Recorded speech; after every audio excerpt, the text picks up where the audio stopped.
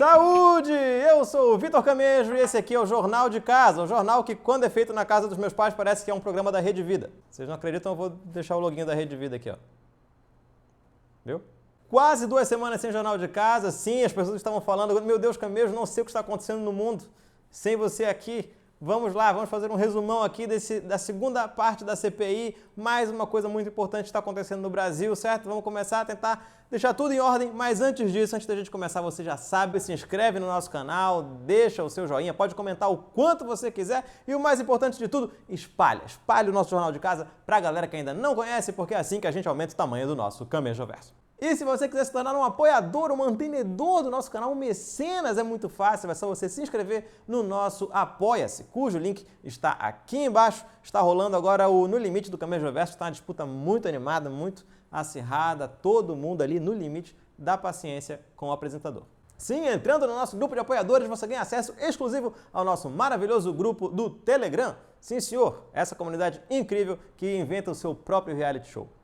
Ela faz o reality show dela.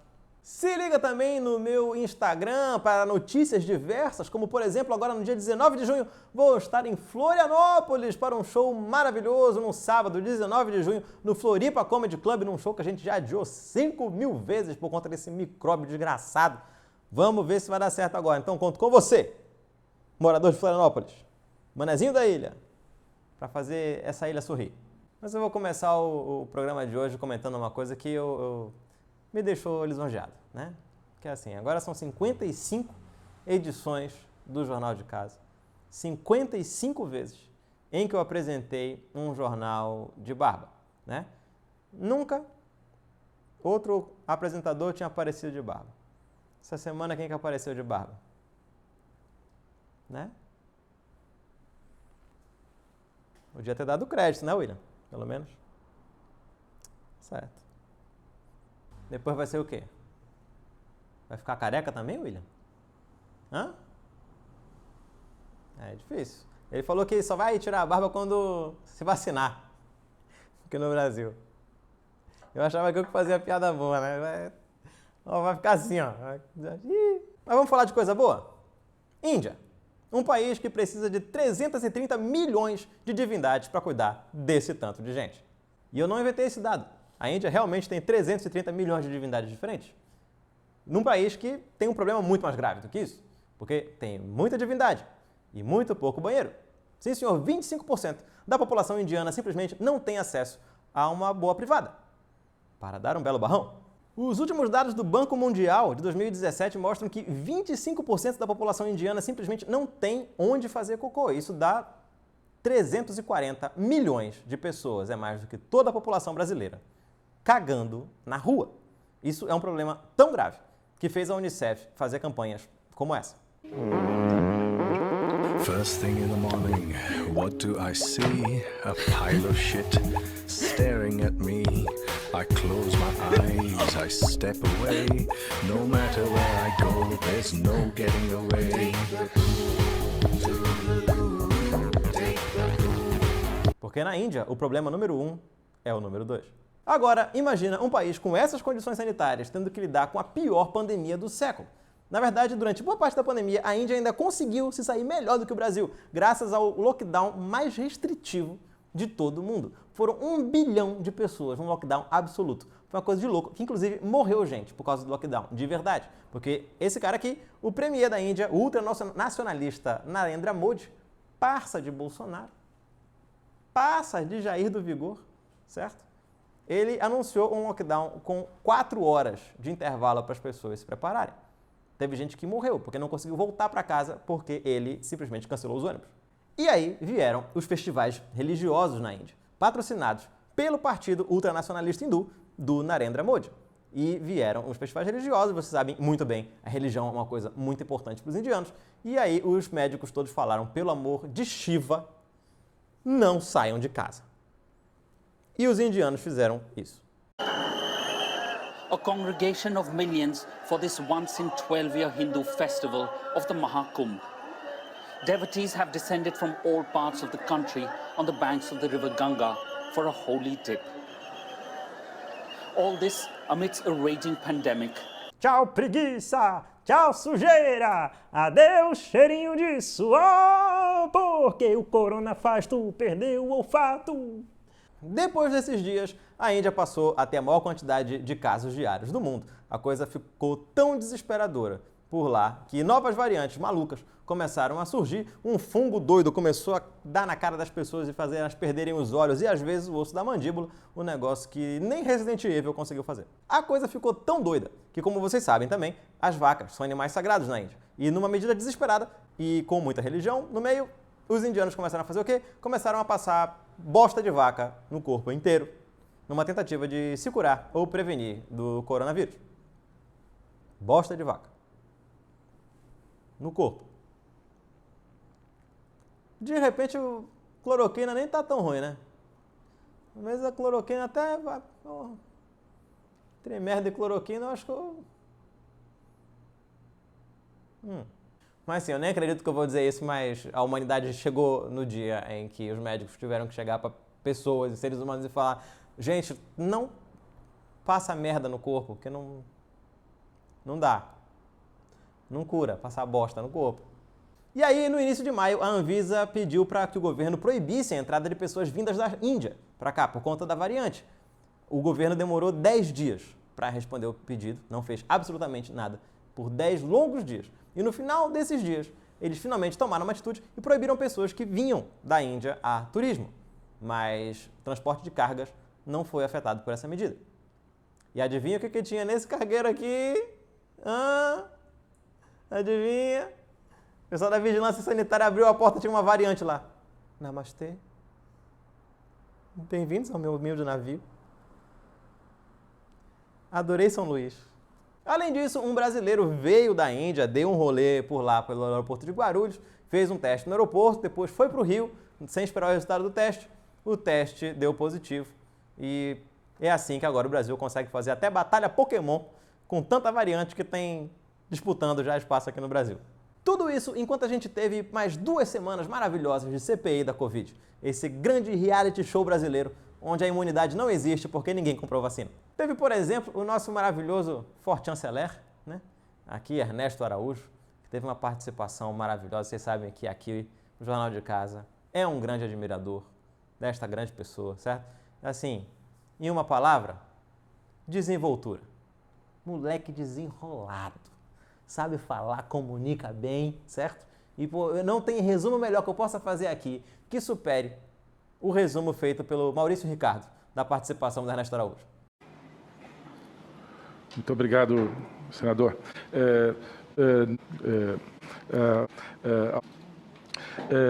E houve uma...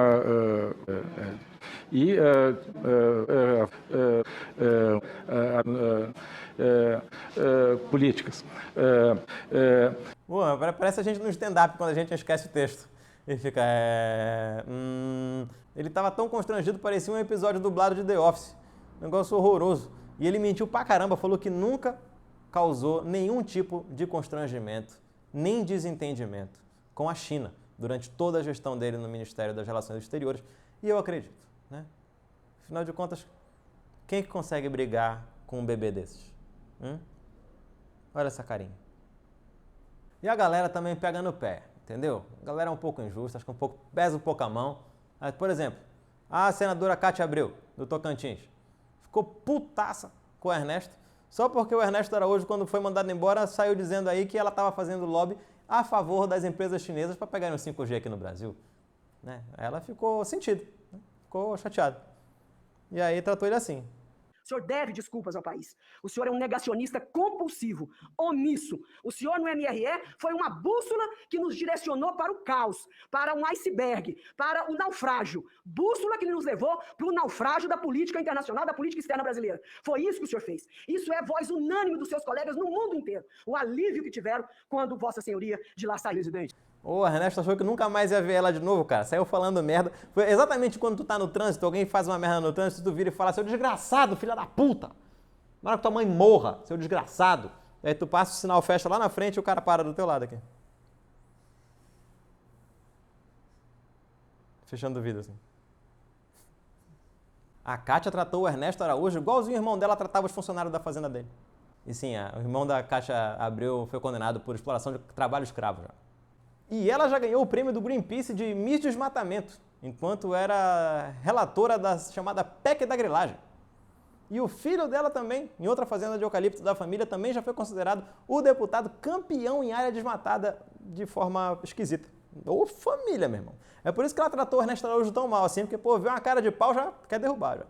Mas o Ernesto Araújo também passou vergonha, né, como o gado do Olavo de Carvalho, uma coisa que a gente já sabia aqui do Jornal de Casa, só que ele foi questionado sobre um artigo que ele escreveu e ele publicou num blog, falando que o coronavírus seria um vírus fabricado para implantar o comunismo na Terra. Uma parada que, tipo... Quê? Você tá cheirando meia, cara? Então, ele é contra a vacina do vírus que causa o comunismo. Porque ele é contra a vacina, mas também é contra o vírus do comunismo, mas ele não quer fazer nada para impedir o vírus do comunismo de implantar o comunismo. Então, ele é o cara mais comunista da Terra. Da Terra plana. Minha única raiva desse momento da CPI foi eles terem deixado passar o maior momento da história de vida de Ernesto Araújo. Foi quando ele foi capa da renomada revista A Verdade, como James Bond. Como é que eles deixaram? Eu não estou inventando isso, isso é uma capa real, onde ele foi retratado como o nosso James Bond, né? O nosso 007 contra o satânico doutor. Se ele é o 007 mesmo, né? Que esse é bom, meu irmão. E olha, é secreto mesmo. Esse aí é um agente de espionagem, tá fingindo que é burro muito bem. Esse aí, meu irmão, pense num cara bom de camuflagem, esse aí. Mas sabe o que não tá fazendo questão nenhuma de esconder que é meio burro? Esse aqui, ó. Nosso Pazuzu, certo? Que estava protegido por um habeas corpus, que podia ficar calado. Ele poderia ficar calado para não se comprometer. Se tivesse algum assunto que ele pudesse se comprometer, ele poderia simplesmente calar a sua boquinha, né? Mas não. Resolveu mentir de todo jeito. Mentiu, meu irmão, só não mentiu mais porque é só um. Porque mentiu e eu nem tô mais fazendo o ranking de quem mentiu mais ou não, porque já tá fora de controle. Tá igual a pandemia no Brasil.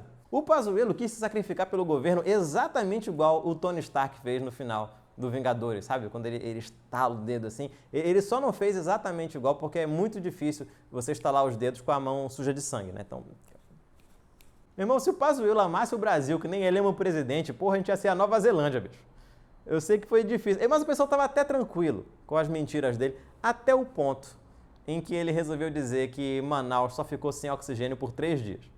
Presidente, é preciso dizer ao povo brasileiro, sob pena de nós estarmos aqui sendo conivente com uma informação errada, desculpe a expressão, mentirosa. Não faltou oxigênio no Amazonas apenas 3 dias, pelo amor de Deus, ministro Pazuello, pelo amor de Deus. Faltou oxigênio na cidade de Manaus mais de 20 dias. É só ver o número de mortos, é só ver o desespero das pessoas tentando cegar ao oxigênio. Senador. E o maravilhoso para mim é que ele fala isso como se fosse uma defesa, né? Tipo, essa galera aí também, pô, não pode ficar 3 diazinhos sem respirar que já morre. Né? Quer tudo na mão, assim, também é uma dependência do Estado, que é um negócio doido. E nessa hora, os senadores do Amazonas simplesmente piraram. O senhor sabe quando foi o pico das mortes no mês de janeiro no Amazonas? O senhor sabe como ministro? As mortes para oxigênio foi de 14 para 15. Não, ministro, desculpe. Nós tivemos pico de morte de oxigênio no Amazonas, inclusive no dia 30 de janeiro.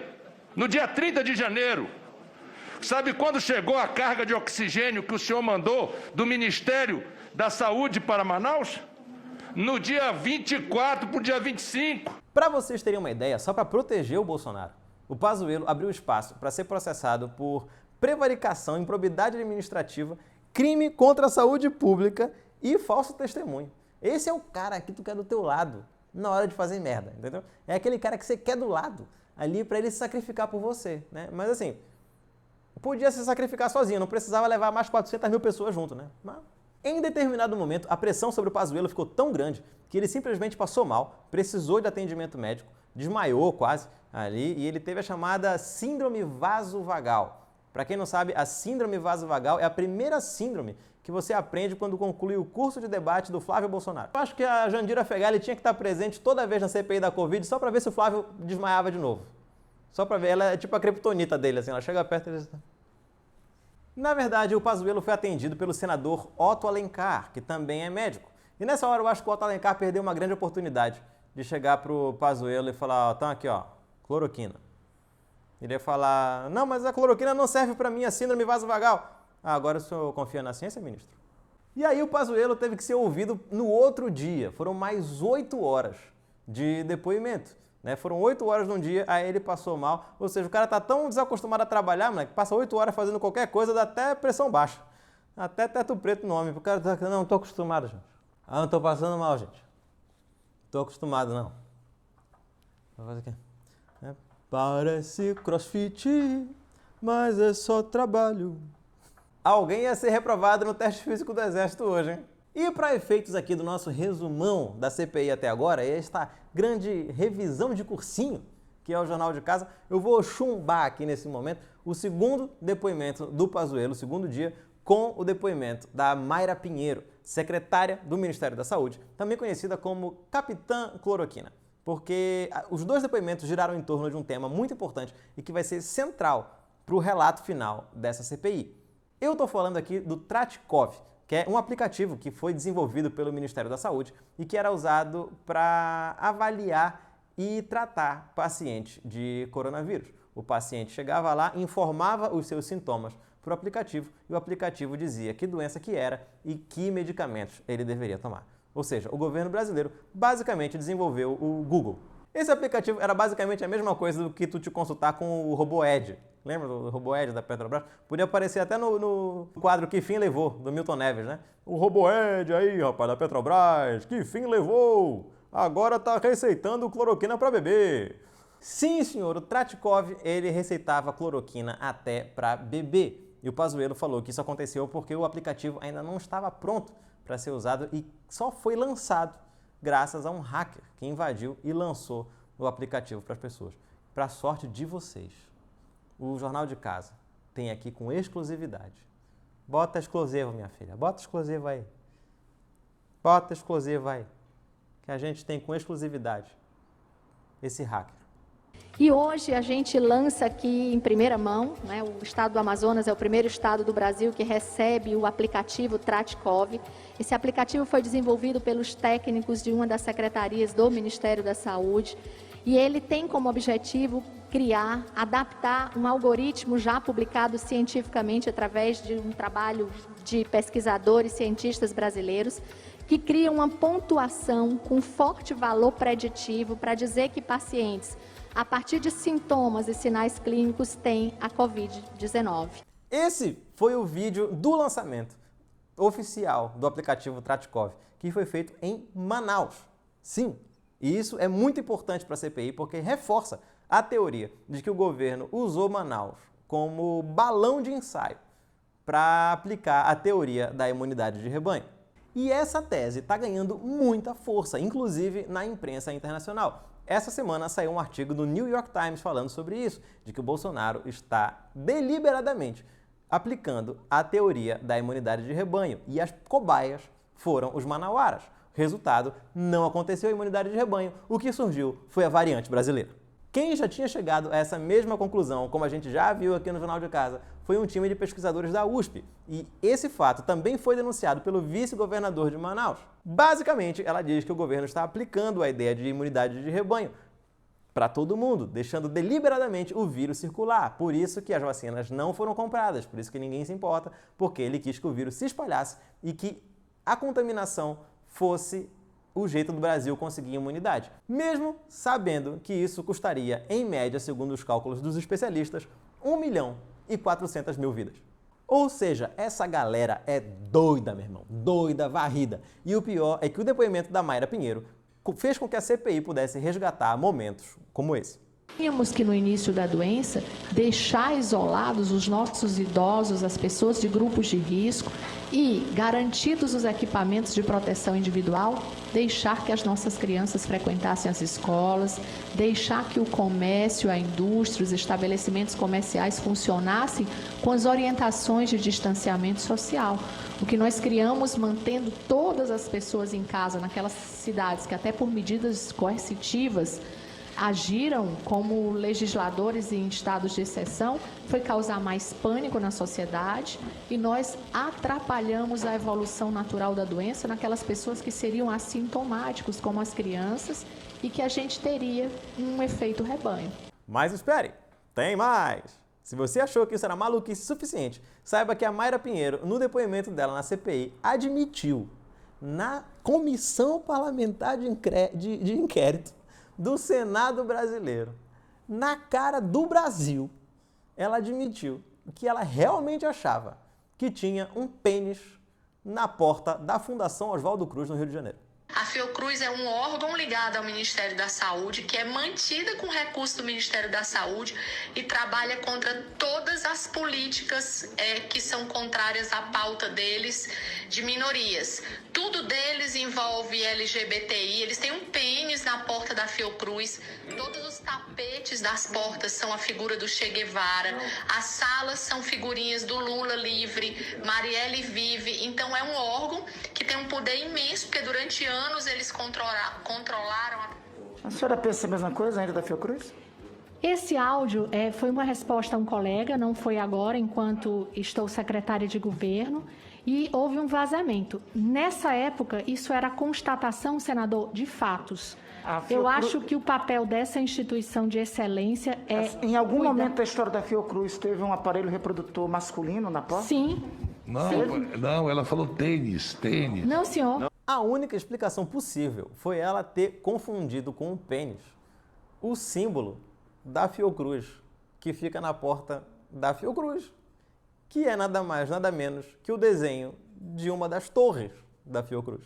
Claro, isso aqui é a gente tentando explicar, né? Porque é tanta maluquice que nada mais me surpreende. Até onde a gente sabe, a Mayra Pinheiro pode achar que o Oswaldo Cruz é esse cara. E o Pazuello provavelmente vai ser chamado de novo na CPI, porque depois de todo esse pito, esse coió, esse ralho que ele tomou dos senadores na CPI, dias depois, ele apareceu junto com o Bolsonaro nesse evento aqui, onde eles enganaram motociclistas que estavam passeando. E eles se meteram na frente e fez parecer para o Brasil que os motociclistas estavam apoiando este governo absurdo, mas eu me recuso a acreditar que motociclistas fariam isso, porque esta não é a verdadeira cultura biker. Eu me recuso. Não falamos mal de motociclista nesse jornal aqui. Eles não sabiam. E o mais engraçado de tudo é que o Bolsonaro tinha que usar capacete e usou o capacete aberto. Porra, meu irmão, nem para usar balaclava ele quis cobrir a cara dele. Aqui é sem máscara mesmo, até no capacete, mano. Ô bicho porco. E o que vai acontecer com o Pazuello daqui para frente? A manifestação do Dimas Covas na CPI, que foi muito importante. As manifestações desse fim de semana. E coisas muito importantes que estão acontecendo na Câmara, enquanto está todo mundo olhando para o Senado na CPI. E que vocês precisam saber. A gente vai saber no próximo Jornal de Casa. Porque esse foi o nosso Jornal de Casa de hoje. Muito obrigado, galera. Nosso próximo Jornal de Casa já é em São Paulo. Estou voltando para casa em São Paulo agora. Então vocês fiquem de olho, porque logo, logo a gente vai conseguir tomar todo esse tempo perdido que ficou parado do jornal. Estamos de volta. Então fiquem ligados aí. Se você quiser se tornar um apoiador do nosso canal, se inscreva aqui no nosso Apoia-se. Sua contribuição é muito bem-vinda pra gente. Fiquem de olho também no canal do Em Pé na Rede, que tem vídeo 2 vezes por semana. E até o próximo jornal. Fiquem seguros. Valeu. Tchau.